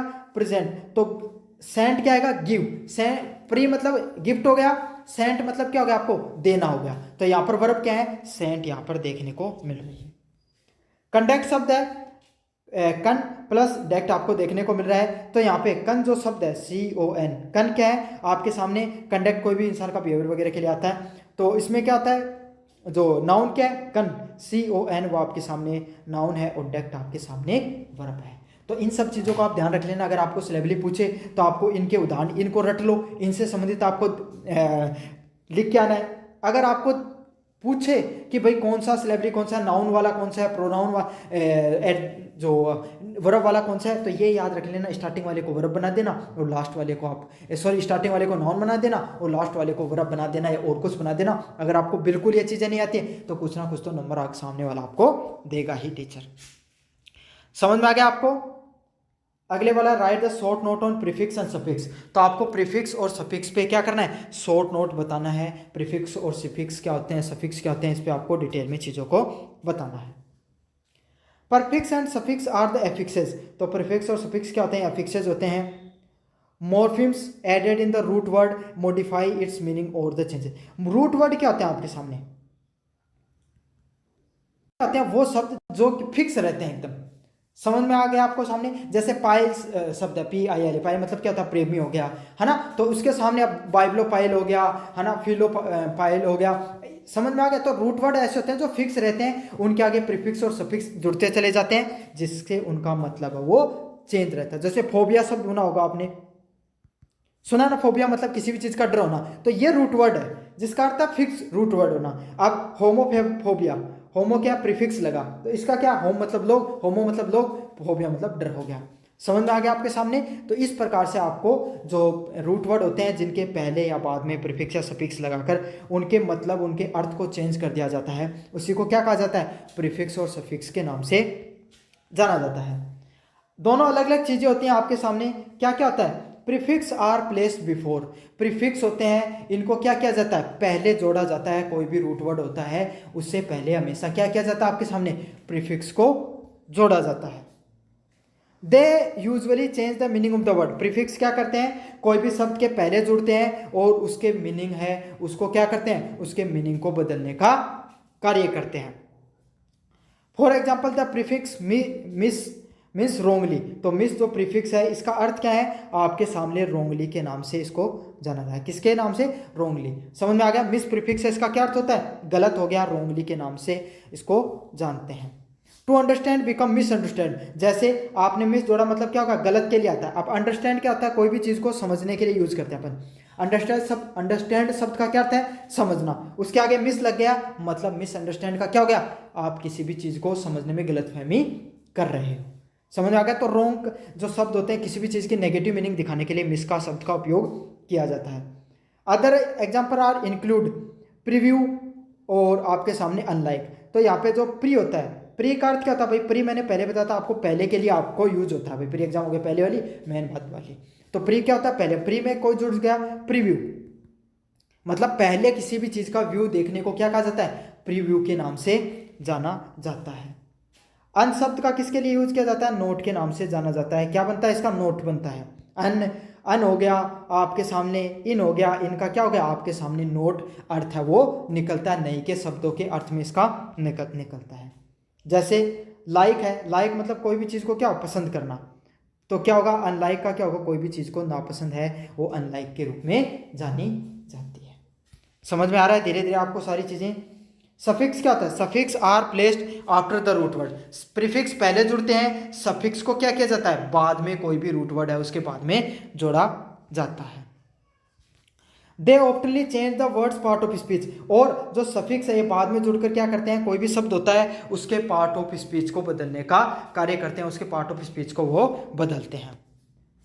फॉर एग्जाम्पल एडिंग फुल, अगर आप फुल शब्द है उसको जोड़ते हो तो इससे क्या बनता है, उसको मतलब क्रिएटिव बनने के लिए काम में आता है। जैसे ब्यूटी हो गया, ब्यूटी नाउन है, उसके आगे फुल जोड़ दिया तो इसका क्या होगा, उसका एडजेक्टिव बन गया। प्रीफिक्स किसी भी शब्द के मीनिंग को चेंज करते हैं, सफिक्स क्या करते हैं, पार्ट ऑफ स्पीच को चेंज करते हैं। जैसे नाउन हो गया, नाउन के आगे जुड़ के एडजेक्टिव बन जाएगा, एडवर्ब बन जाएगा। इस प्रकार से आपको चीज़ों को चेंज करने का कार्य करते हैं। समझ में आ गया? आपको उदाहरण से समझ लेना आपको, और हमेशा सफिक्स बाद में जुड़ते हैं। ब्यूटी होता है, ब्यूटी मतलब क्या होता है, आपको सुंदरता होता है, उसके आगे फुल जुड़कर ब्यूटीफुल बनता है। वाई हट जाता है, उससे क्या हो जाता है आपके सामने, इसका ब्यूटीफुल क्या होता है, सुंदरता, और सुंदरता क्या होती है, एक एडजेक्टिव होता है। कुछ एग्जांपल है, इंक्लूड, इंक्लूड क्या आपने टेशन जोड़ दिया तो इसका क्या बनेगा, आपने स्लो शब्द है SLOW, यहाँ पे स्लो शब्द है, स्लो के स्लो मतलब क्या, धीरे धीरे चलना, एडजेक्टिव है, इसके सामने आपने वाई जोड़ दिया, स्लोली जोड़ दिया, इसका क्या बन गया आपके सामने, एडवर्ब है वो बन गया, स्लोली हो गया। तो प्रीफिक्स कोई भी रूट वर्ड होता है उसके पहले जुड़ता है, उसके मीनिंग में पूरे बदलाव करने का कार्य करता है। सफिक्स बाद में जुड़ता है और क्या करता है, उसके अंदर आपके सामने जितने भी जो पार्ट ऑफ स्पीच होते हैं, नाउन, प्रोनाउन, एडजेक्टिव, एडवर्ब है, उसको बदलने का कार्य करता है। मुझे उम्मीद आपको चीज़ें अच्छे से समझ में आ रही होंगी। अब बढ़ते हैं अपन अगले नंबर की तरफ। Examine, explain any two type of sentence patterns with the example. तो आपको कोई भी दो सेंटेंस है उनके पैटर्न को बताना है उदाहरणों के साथ।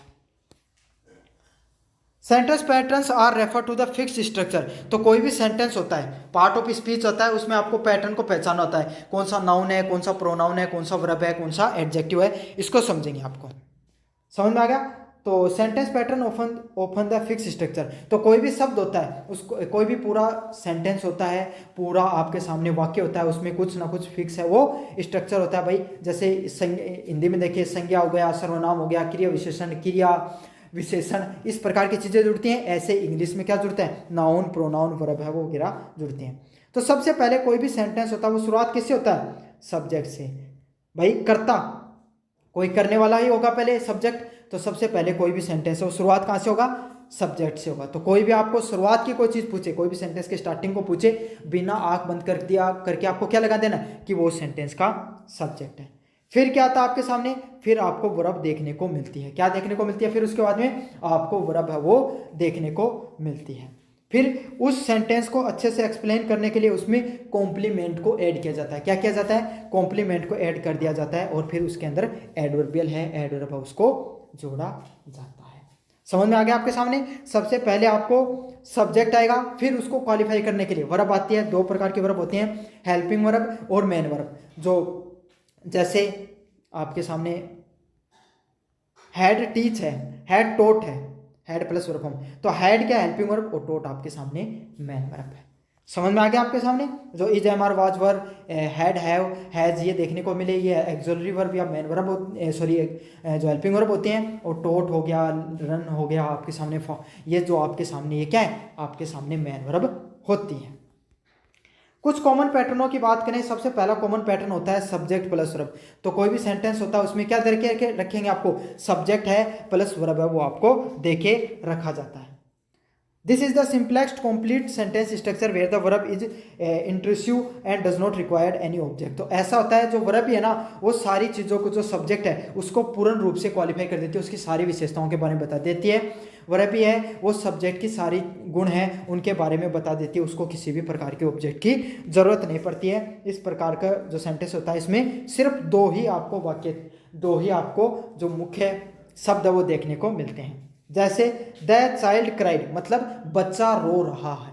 समझ में आ गया। तो बस आपको ऑब्जेक्ट की जरूरत ही नहीं, क्यों रो रहा है बताने की जरूरत नहीं है भाई। आपने लिखा कि बच्चा रो रहा है, तो रो कौन रहा है, बच्चा रहा है, क्वालिफाई कर दिया, उसी को बता दिया इसने। सब्जेक्ट क्या है, मैंने बताया था कोई भी सेंटेंस की स्टार्टिंग हो तो वहां पर क्या देखने को मिलता है, सब्जेक्ट देखने को मिलता है। तो द चाइल्ड आपके सामने क्या है, आपके सामने जो सब्जेक्ट है। फिर क्या है, क्राइड, CRID, क्राइड मतलब रोना हो गया। आपको लास्ट में ED दिख जाए, ES दिख जाए, है ना, समझ में आ गया। आपको ING दिख जाए तो वो मोस्टली वर्ब ही होती है। मोस्टली, ऐसा नहीं कि आपको पकड़ के बैठ जाना, एक समझने के लिए बता रहा हूँ। जो जिस बच्चे को नॉलेज है वो अपने हिसाब से करे, जिसको नहीं नॉलेज है उसके लिए मैं बता रहा हूँ तुक्का मारने के लिए। समझ में आ गया। तो क्राइड आपके सामने क्या है, वर्ब है, वो इसको बताने का कार्य कर रही है। तो शुरुआत में हमेशा आपको सब्जेक्ट करके आना है, और उसके बाद में आपको हमेशा लगभग कोशिश करनी है कि वर्ब ही आती है तो वर्ब टिक करके आ जानी है, लिख के आ जाना है। अगले वाला सिंपल सेंटेंस किस प्रकार से बनता है, जिसमें आपको सब्जेक्ट देखने को मिले, वर्ब देखने को मिले और ऑब्जेक्ट देखने को मिले। सब्जेक्ट वर्ब ऑब्जेक्ट है उसका एक शानदार कॉम्बिनेशन देखने को मिले, उस प्रकार के सेंटेंस भी देखने को मिलते हैं। क्या होता है, this is a very common structure where the verb is transitive and require any object to completing its meaning. तो इस प्रकार के सेंटेंस में बहुत कॉमन सेंटेंस होता है जहाँ पर वर्ब क्या होती है, ट्रांजिटिव होती है, और यहाँ पर आपके सामने जो ऑब्जेक्ट है वो भी लिखा जाता है। मतलब जैसे सी इज रीडिंग ए बुक, वो क्या कर रही है, एक किताब को पढ़ रही है। सी इज रीडिंग ए बुक, ये इस प्रकार का सेंटेंस है। इस प्रकार के सेंटेंस में आप देख रहे हो सबसे पहले सी, मैंने हमेशा आपको क्या बताया, सब्जेक्ट सबसे पहले आना है, ये तो आप एकदम याद कर लो। तो सबसे पहले सी क्या है, सब्जेक्ट है। फिर आपके सामने इज रीडिंग है, ये क्या है, वर्ब है। सब्जेक्ट के तुरंत बाद में वर्ब देखने को मिलती है, हेल्पिंग वर्ब, आपको मेन वर्ब। फिर उसके बाद में क्या है, और कुछ आपको कोई भी और कुछ ज़्यादा चीज़ें दे के रखी नहीं रखी है, प्रीपोजिशन वगैरह मॉडल वगैरह कुछ नहीं दे रखा है, सिंपल सेंटेंस है। तो यहाँ पर क्या आएगा आपके सामने, ए बुक क्या है, ऑब्जेक्ट है। समझ में आ गया। तो सिंपल दो टाइप के सेंटेंस के बारे में बता दिया, मोस्टली आपको यही सेंटेंस आएंगे, अच्छे से याद कर लेना। स्टार्टिंग में सब्जेक्ट आएगा, फिर वर्ब आएगी, और फिर लास्ट में आपको ऑब्जेक्ट है वो देखने को मिलता है। मुझे उम्मीद है आपको हर चीज़ अच्छे से समझ में आ रही है। अगला व्हाट इज कॉनकॉर्ड। अब अगले 4 नंबर प्रश्न की तरफ पहुंचेंगे। कॉनकॉर्ड क्या होता है उसको आपको उदाहरणों के साथ बता दें। अगले वाला क्या, व्हाट इज कॉनकॉर्ड, कॉनकॉर्ड क्या होते हैं उसको आपको एग्जाम्पल के साथ में बता देना है। समझ में आ गया, इंपॉर्टेंट है ये टॉपिक भी है कॉनकॉर्ड वाला आपके सामने। Concord is also known as subject verb agreement, तो ये भी एक सब्जेक्ट वर्ब एग्रीमेंट, मतलब जहाँ पर आपको सब्जेक्ट के बारे में बताना पड़े, वर्ब के बारे में बताना पड़े, और वर्ब जो उनके बारे में बताना पड़े, उसी को क्या कहा जाता है, कॉनकॉर्ड के नाम से जाना जाता है। It is a grammatical rule that required the verb in a sentence to agree with a subject in a number. तो यहाँ पर क्या है आपके सामने ये ग्रामेटिकल रूल होता है, जहाँ पे आपको ये बताना होता है कि जिस प्रकार से जो सब्जेक्ट दे रखा है क्या उसी प्रकार से वर्ब का उपयोग किया गया है या नहीं किया गया है। जैसे सिंगुलर सब्जेक्ट है आपके सामने, सिंगुलर एक वचन जो आपके सामने कर्ता दे रखा है, तो उसी हिसाब से वर्ब का प्रयोग करते हो। हिंदी में होता नहीं है लेकिन इंग्लिश में होता है। आपको सिंगुलर सब्जेक्ट है तो सिंगुलर वर्ब का उपयोग होता है, प्लूरल सब्जेक्ट है तो प्लूरल वर्ब का प्रयोग होता है। तो इसी को क्या कहा जाता है, कॉनकॉर्ड के नाम से जाना जाता है। If the subject is singular the verb must be singular, तो सब्जेक्ट सिंगुलर है तो वर्ब भी सिंगुलर होती है। और आपके सामने अगर सब्जेक्ट प्लूरल होता है तो आपके सामने प्लूरल ही आपके सामने किसको यूज किया जाता है, वर्ब को भी प्लूरल के रूप में ही यूज किया जाता है। तो ये काफ़ी ज़्यादा मोस्ट इंपॉर्टेंट है।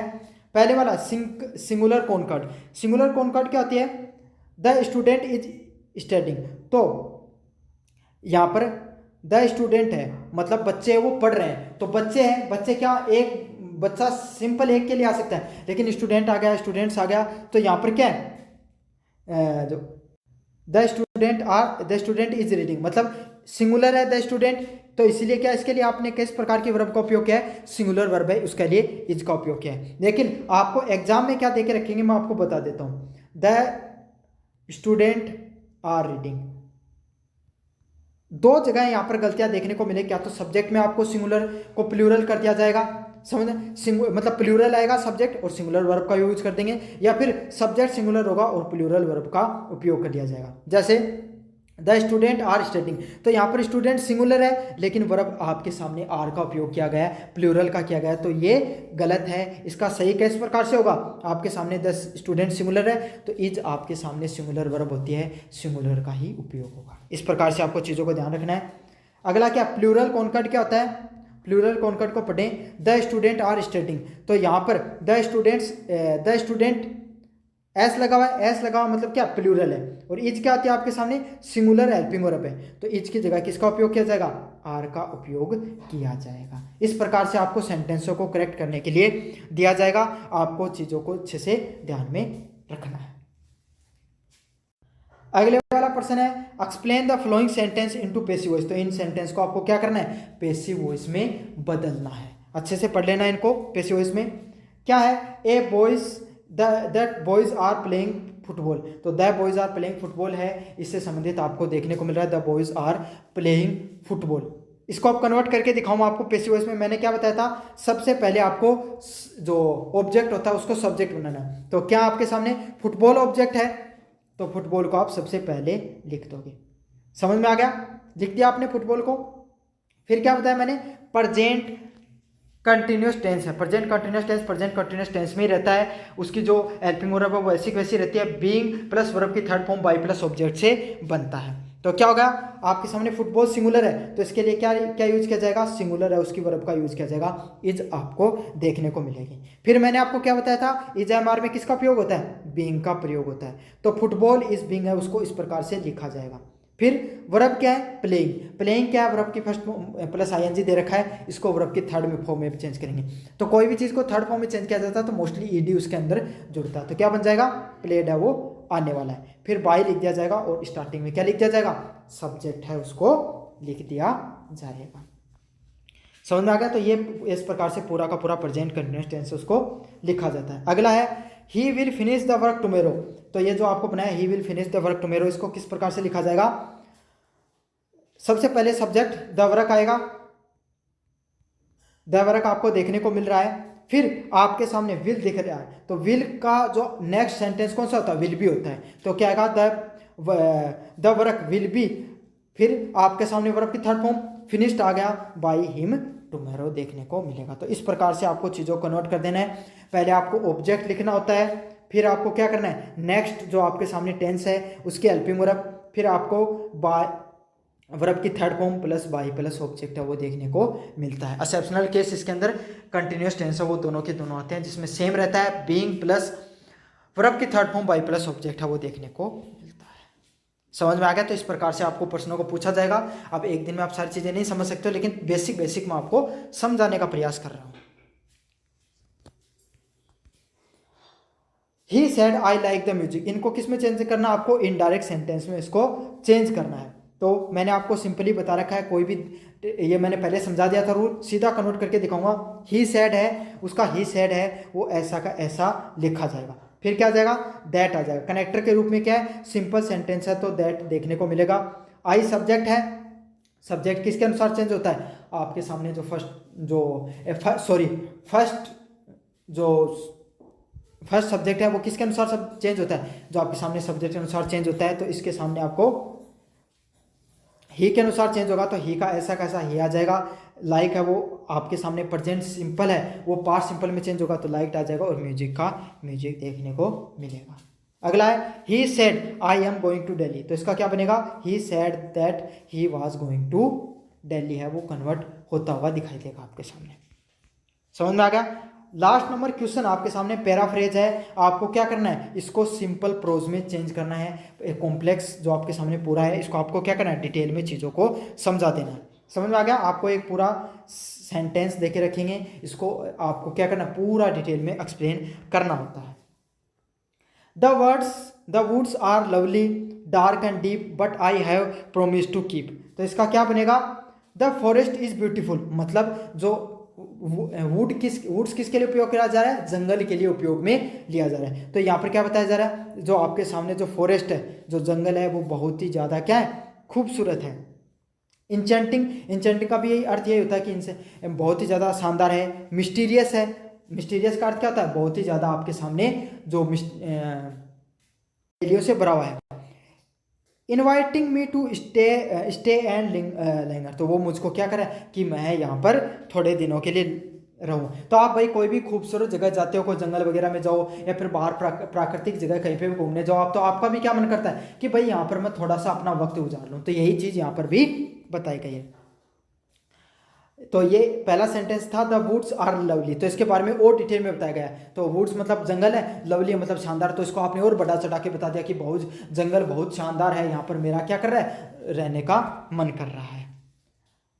However I can't allow my self, इस क्यों मैं खुद को ये चीज़ अलाउ नहीं कर पा रहा हूँ यहाँ रहने के लिए, मतलब मैं खुद को ये नहीं कह पा रहा हूँ कि भाई तुम्हें यहाँ पर रहना चाहिए। क्यों, to be drawn into the peaceful temptation, क्योंकि बहुत ज़्यादा यहाँ पर क्या है आपको शांति है वो देखने को मिल रही है।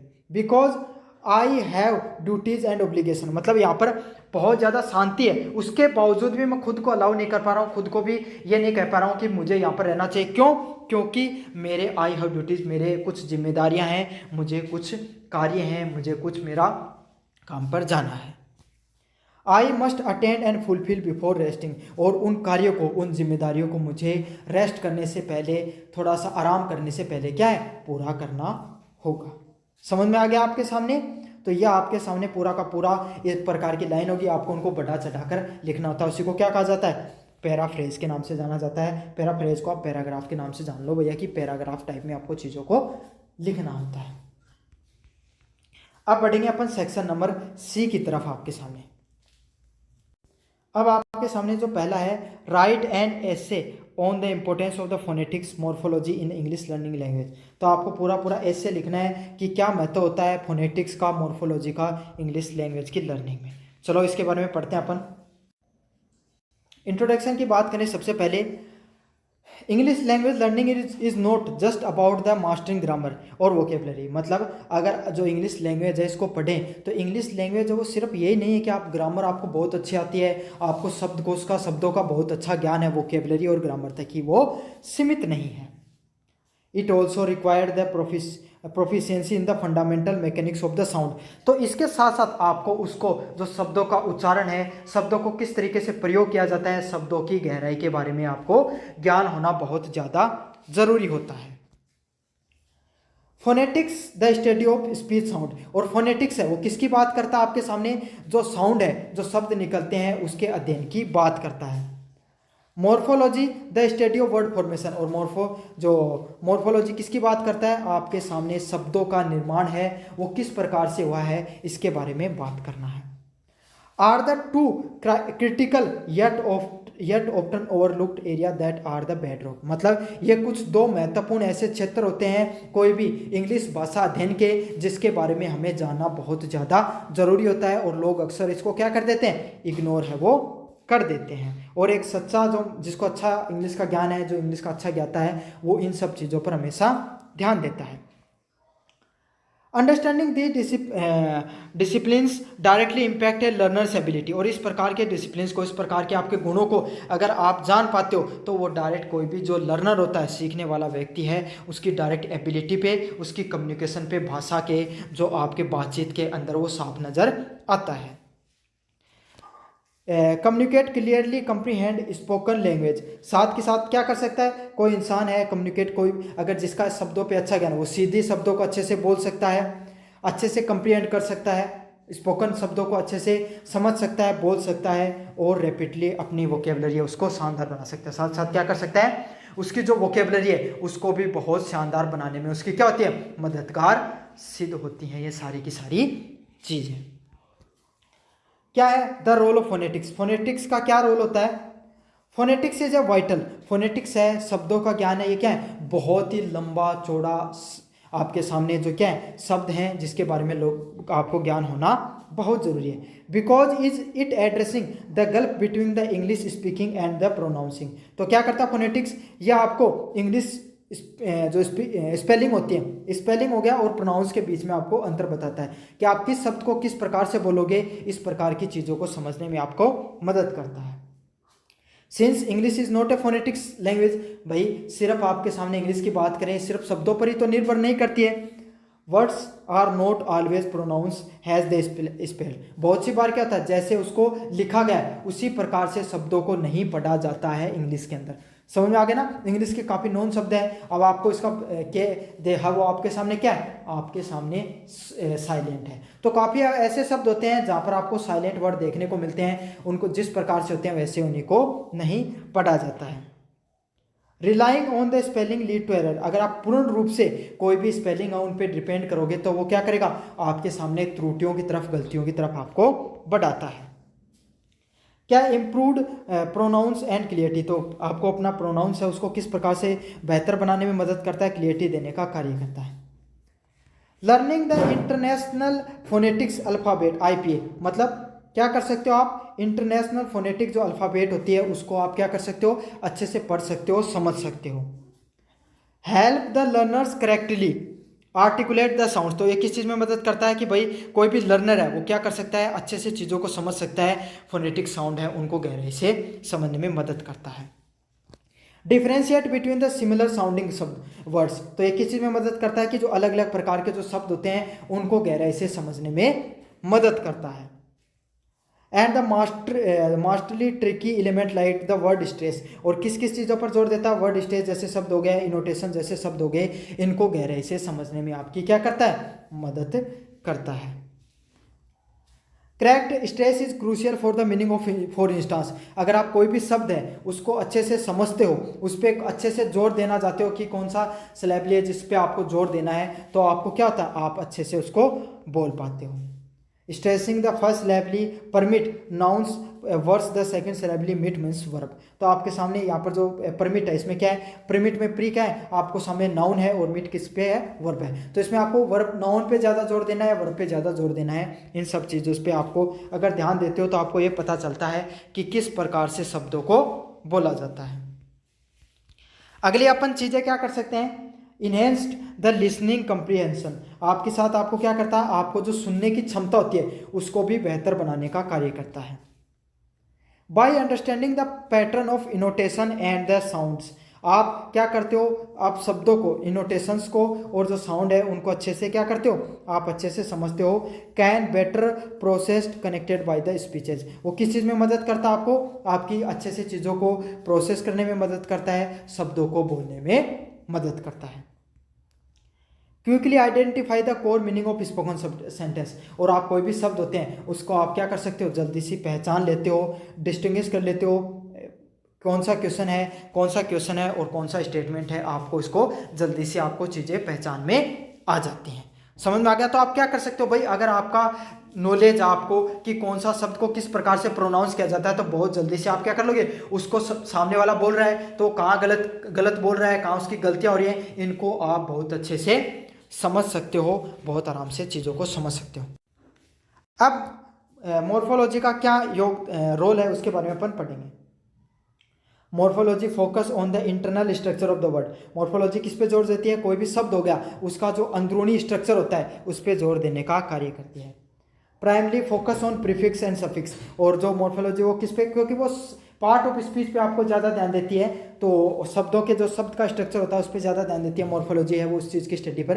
तो इसमें प्रीफिक्स और सफिक्स को कहाँ पर यूज करना चाहिए, किस प्रकार से यूज करना चाहिए, इन सब चीज़ों पर ज़्यादा ध्यान दिया जाता है। This knowledge is the key and the mastering vocabulary of efficiency. इसमें क्या होता है, आपको ये जो नॉलेज होता है इन सब चीज़ों के बारे में, ये आपके सामने की है, मास्टरी है, किस प्रकार से आप वोकेबलरी को एफिशिएंसी के साथ बेहतर तरीके से चीज़ों को समझ पाते हो।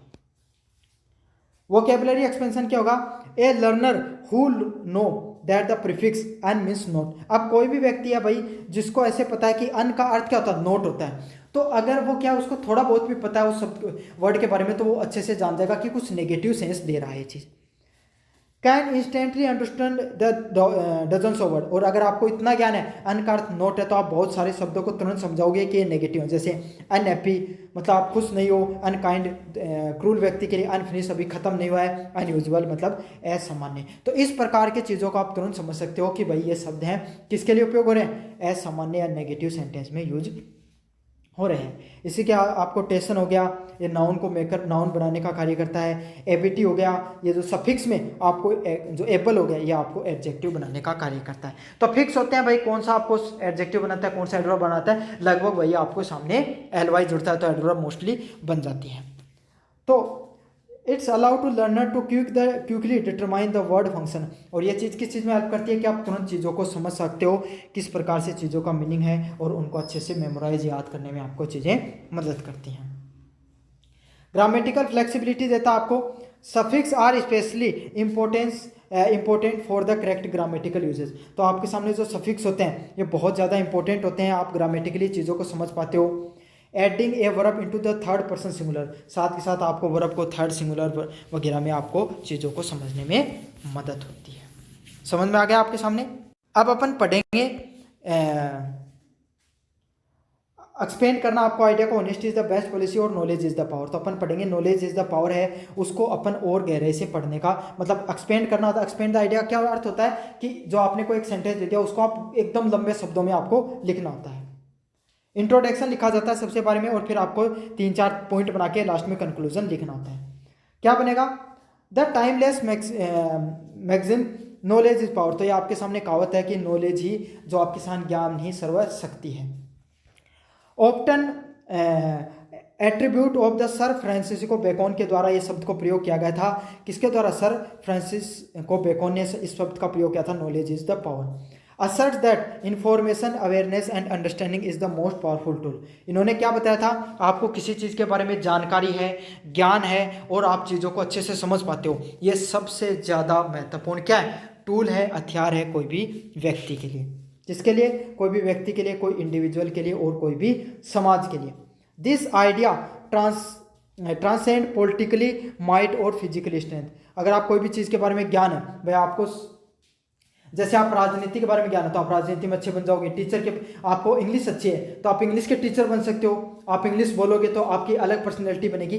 तो यही है आपके सामने, यह क्या करती है आपको, अगर आपको कोई शब्दों का ज्ञान है तो आपको राजनीतिक रूप से और मानसिक और शारीरिक रूप से मजबूती देने का कार्य करता है। भाई ज्ञान होता है वो इंसान 10 लोगों के बीच में तुरंत चीज़ों को बता सकता है। क्यों बता सकता है? क्योंकि भैया उनको चीज़ों के बारे में ज्ञान है।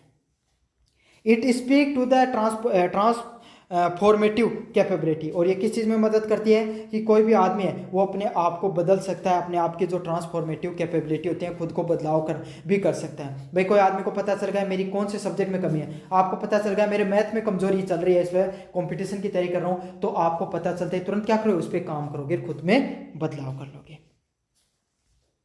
Knowledge is the ultimate form of power. और नॉलेज होता है वो क्या है, अल्टीमेट फॉर्म ऑफ पावर होता है। आपके सामने शब्दों का क्या होता है, एक बहुत ज़्यादा ताकतवर चीज़ होती है।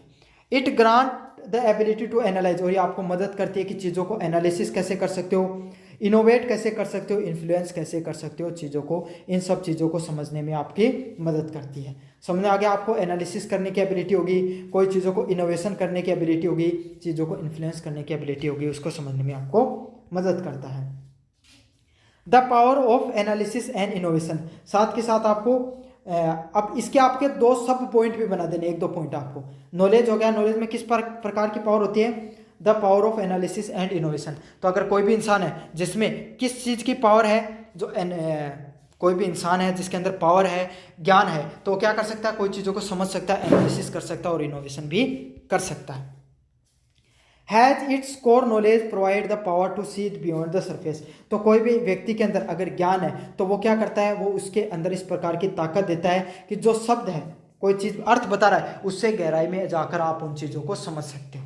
समझ आ गया? कोई ज्ञानी व्यक्ति क्या है, एक साधारण सी बात की बहुत गहराई में जाकर चीज़ों को समझ सकता है, सोच सकता है, कार्य कर सकता है और उन चीज़ों को एनालिसिस कर सकता है। It is the ability to connect that disparate facts. मतलब पुराने चीज़ों के ऐतिहासिक तथ्यों को जोड़कर चीज़ों को समझ सकता है और आगे बढ़ सकता है। Analysis the root causes and the predict the future outcome. तो कोई जैसे स्टॉक मार्केट वगैरह में नहीं होते, जो पूरा स्टॉक, जो आपके सामने कोई भी स्टॉक था या आपके सामने कोई शेयर था, उसको एनालिसिस किया पूरा, और फिर क्या आपको पता किया कि भाई पहले ये इस तरीके से गया था, अभी आगे इस प्रकार से प्रेडिक्ट हो सकता है। कोई भी व्यक्ति है, काफ़ी कंपटीशन दे रखा, उसको पता है कंपटीशन में किस प्रकार से तैयारी होता है, वो आपकी तैयारी देखकर बता सकता है कि भाई आप ये गलतियां कर सकते हो और भविष्य में आपको क्या होगा, आप इस प्रकार के एग्जाम में लग सकते हो। कैसे किया? क्योंकि उसके पास क्या था, ज्ञान था, उसने चीज़ों को एनालिसिस कर रखा था। It can descend a complex problem whereas the arrogant person is simply overwhelmed by it. तो एक अगर समझदार व्यक्ति हो, ज्ञानी व्यक्ति क्या है, कॉम्प्लेक्स मुश्किल से मुश्किल चीज़ों को समझता है, जबकि आपके सामने एक घमंडी व्यक्ति क्या करेगा, उन सब चीज़ों में फंसकर रह जाएगा, उन्हीं सब चीज़ों में रह जाएगा। The intellectual clarity is the engine of innovation. आप कोई भी नई चीज़ बनाना चाहते हो तो आपके पास क्या होना चाहिए, बौद्धिक ज्ञान और बौद्धिक आपके पास में क्लियरिटी होनी चाहिए, स्पष्ट पता होना चाहिए। भाई आपको पता है कि मुझे बीकानेर जाना है, समझ में आ गया, तो आपको फिक्स पता है, तब आप बीकानेर पहुंच जाओगे, तुरंत आपको बस लोगे, गाड़ी लोगे, पर्सनल बाइक से जाओगे, जो भी करोगे। लेकिन अब आपको ये नहीं पता कि मुझे जाना कहाँ है, तो आप क्या करोगे, पहले अपने गांव के स्टैंड पे बैठोगे, सोचोगे, फिर कहाँ पहुँचोगे, ऐसे करके बीकानेर तो पहुँचोगे, लेकिन पहले आप 10 अलग अलग जगह तक पहुँच जाओगे। तो यही है, अगर आप जीवन में कोई भी इनोवेशन करना चाहते हो, कुछ नया काम करना चाहते हो, तो आपके दिमाग में क्लियरिटी होना बहुत ज़्यादा ज़रूरी है। साइंटिफिक नॉलेज, आपको वैज्ञानिक ज्ञान होना जरूरी है। For instance has given humanity the power to cure the disease. तो आपको क्या करता है, ज्ञानी व्यक्ति के पास इस चीज़ का ज्ञान होता है, वो क्या करता है, आपके सामने कोई बीमारियां हो गया, आपके इलेक्ट्रिसिटी हो गई, ट्रेवल अक्रॉस द ग्लोब हो गया, इनोवेशन के द्वारा भाई आज हवाई जहाज उड़ रही है, लाइट आ रही है, आपके घर में पंखे चल रहे हैं, ये सारा क्या है भाई, मनुष्य जाति है, उसने जब जन्म लिया, मनुष्य ने जब आपके इस पृथ्वी पे आए, तब ये सब चीज़ें थोड़ी थी, उसने अपने इनोवेशंस के माध्यम से इन सब चीज़ों का निर्माण किया है। The power is not to discovery itself, बल्कि ये जो ज्ञान सिर्फ यही नहीं कि आप खुद के बारे में ज्ञान जानते हो, but in the knowledge that can discover possible. साथ के साथ ये भी पता चलता है, अगर आप ज्ञानी हो, कि भविष्य में आने वाली घटनाएं क्या क्या होती हैं। अगला है empowerment and the personal freedom. तो कोई भी इंसान के पास ज्ञान होता है वो क्या है, रोजगार है, खुद हमेशा सशक्त रहेगा और पर्सनल फ्रीडम, खुद को हमेशा स्वतंत्र महसूस करेगा। On A personal level knowledge is empowering. कोई भी पर्सनल लेवल पे, व्यक्तिगत लेवल पे नॉलेज क्या करता है, आपको एम्पावर करने का कार्य करता है। नॉलेज आपको मजबूत करने का, सशक्त करने का, जीवन में आगे बढ़ने का मौका देता है। इट इनेबल इंडिविजुअल, ये प्रत्येक व्यक्ति को क्या करता है, प्रत्येक व्यक्ति को इनेबल करता है to make an inform choices. वो 10 चीज़ें, भाई आप ज्ञानी व्यक्ति है, 3 नौकरियां मिल गई, आप किसको चूज करोगे, आपके ऊपर डिपेंड करता है। समझ में आ गया। ज्ञानी हो आप 10 जगह और भी चीज़ों के बारे में, आपको किसी चीज़ की स्किल है, ज्ञान है, तो आप 10 चीज़ों में और भी कर सकते हो। It individual to make the inform choices. Health हो गया, आप शारीरिक रूप से भी मजबूत रहोगे, फाइनेंस चीज़ों के बारे में ज्ञान रहेगा, और कैरियर के बारे में भी आपको अच्छे से ज्ञान रहेगा। They from independency and manipulation, साथ के साथ आपको क्या करेगा, आपको इंडिपेंडेंट रखेगा, हमेशा स्वतंत्र रहोगे, और आप जीवन में किसी भी व्यक्ति से छल होने से, किसी भी व्यक्ति है जो आपको धोखा देना आसानी से नहीं दे पाएगा। क्यों? क्योंकि आपको चीज़ों के बारे में ज्ञान है। In the work place those who seek continuous learning, और कोई भी कार्य कर रहे होते हैं, कोई भी कार्य जगह होती है, कोई कार्यस्थल होता है, जैसे आपको सरकारी लगे, प्राइवेट लगे, कहीं पर भी कार्य कर रहे हो, जो इंसान लगातार सीखने वाला व्यक्ति होता है, वो क्या कर सकता है, it possess the specific knowledge, उसके पास क्या है, कोई भी स्पेसिफिक नॉलेज होगा, जैसे टेक्निकल होगा, साइंटिफिक होगा, राइटिंग हो गया, है ना। तो कोई भी इंसान जो लगातार सीखता रहता है वो जीवन में हमेशा क्या जाएगा, आगे बढ़ता रहेगा। The wild the power of influence through the expertise, और कोई भी व्यक्ति होता है, भाई आप कोई भी विशेषज्ञ व्यक्ति होगा कोई भी क्षेत्र का, चाहे टीचिंग हो गया, कोई डॉक्टर हो गया, आप किसके पास जाते हो, भैया आपके बीकानेर में सबसे बढ़िया डॉक्टर है किसी भी चीज़ का, तो आप उसी के पास जाओ। क्यों? क्योंकि वो एक्सपर्ट है, उसने मेहनत किया है, उसने उस अपनी काबिलियत को बनाया है। तो इस दुनिया में क्या है, जो एक्सपर्ट्स होते हैं, जो किसी भी चीज़ पे एक्सपर्टीज पे कार्य करते हैं, उनको क्या हमेशा सम्मान मिलती है, पूरी दुनिया में उनको रिस्पेक्ट मिलती है, इज्जत मिलती है, और उनकी विश्वसनीयता पर पूरी दुनिया विश्वास करती है। Furthermore knowledge grant the power to the challenge injustice, साथ के साथ ज्ञान क्या करता है, ज्ञान आपको अन्याय के खिलाफ लड़ाने में मदद करता है।